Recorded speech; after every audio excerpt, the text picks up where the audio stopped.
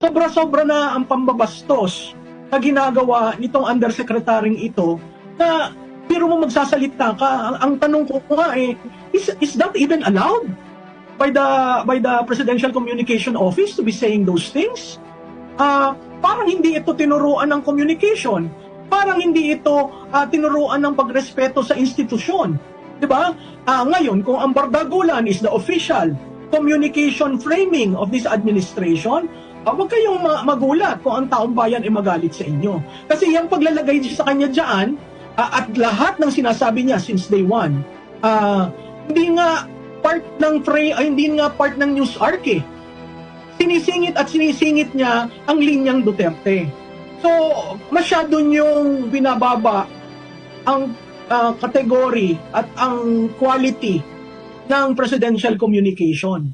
Nakakalungkot dahil para sa isang taong naglingkod sa bayan mo ng 6 years, dapat kahit na anong problema natin sa ating naging Pangulo, lagyan naman natin ng respeto.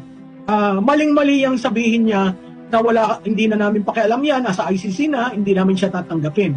Unless kinansen nyo ang passport ni Presidente Duterte, Pilipino si Presidente Duterte, lahat ng OFW nararamdaman ang bawat sinasabi mo, Undersecretary Castro, dahil sila rin naiisip nila anong mangyayari sa amin kung mangyari ang nangyari kay Presidente Duterte. Nakakalungkot. Oo, alam mo, nakakatakot yan yung anong tawag sa kanya? Press briefer. Nakakatakot yan. Kasi hindi lumilinaw ang press briefing.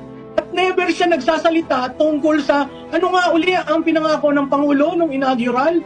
Hindi ba dapat ang Presidential Communication Office, meron kang news arc for today, balik ka uli. Ito po yung pinangako, ito na po ang nagawa. No? Walang ganong pag-i-explain.